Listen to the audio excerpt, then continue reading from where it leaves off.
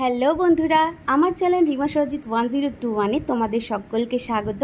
আশা করি তোমরা সকলে খুব ভালো আছো, সুস্থ আছো, আর আমিও খুব ভালো আছি। আবার চলে এসেছি নতুন একটা ভিডিওর সাথে। আজকে তোমাদের সাথে শেয়ার করব আমরা দার্জিলিংয়ের মহাকাল টেম্পলে গেছিলাম সেটা।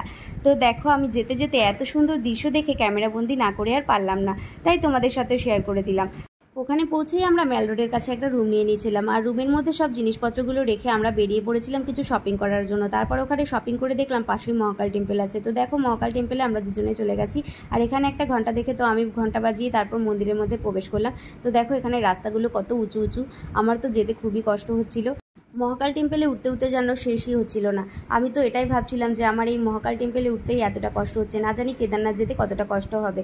মনে জোর আর মনে একটু ভক্তি থাকলেই নাকি অনেক দূর যাওয়া যায়, সেটা ভেবেই আমি মহাকাল টেম্পলের দিকে উঠছিলাম। আমার যদিও একটু শ্বাসকষ্ট হচ্ছিল ওপরে উঠতে, কিন্তু যতই ওপরে উঠছি ততই যেন তার সৌন্দর্য বৃদ্ধি পাচ্ছে। তোমরা কারা কারা দার্জিলিংয়ে গেছো আর মহাকাল টেম্পল ঘুরে এসছো সেটা কিন্তু কমেন্ট করে জানাতে একদম ভুলো না। এখানে শুধুমাত্র মহাদেবের মন্দিরই না, তার সাথে ছিল আরও অনেক রকম মন্দির, যেমন মাতারানীর মন্দির ছিল, শ্রী গণেশের মন্দির ছিল, তারপর বজরংবলীর মন্দির ছিল, আরও অনেক অনেক মন্দির ছিল, যেগুলো দেখতেও খুব ভালো লাগছিল। আর ওপরের দৃশ্যটা ছিল অপূর্ব সুন্দর, আর আমি যতই উপরে উঠছিলাম ততই যেন সৌন্দর্য আমাকে মুগ্ধ করছিল।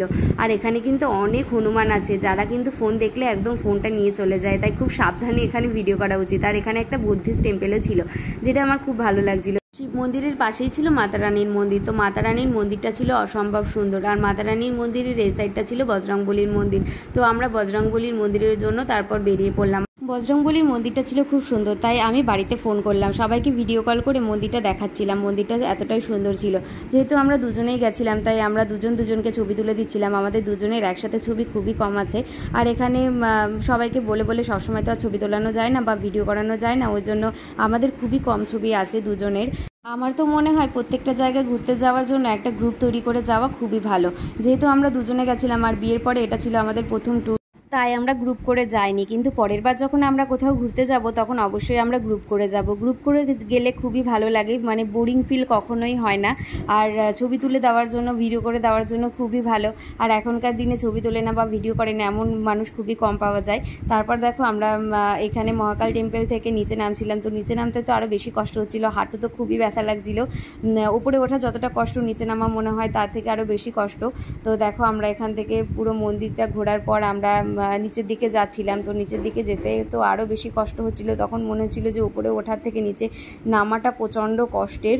তারপর ওখান থেকে আমরা গিয়ে রুমে গিয়ে একটু খাওয়া দাওয়া করলাম, রেস্ট করলাম। তারপর রেস্ট করে আমরা বেরিয়ে পড়লাম একটু সন্ধ্যার দিকে ম্যাল রোডের কাছে। তো ম্যাল রোডে গিয়ে তো খুবই ভালো লাগছিলো, লাইটিংটা খুবই ভালো। আর এখানে অনেক রকম ফাস্টফুডের দোকান বসে, যে ফাস্টফুডের মধ্যে সবথেকে আমার ভালো লেগেছে মোমোটা। এখানের মোমোটা ছিল খুবই ভালো, পাহাড়ি মোমো যেহেতু, খুব ভালো লাগছিলো। আর আমরা এখানে 4 থেকে 5 প্লেট প্রায় মোমোই খেয়ে নিয়েছি।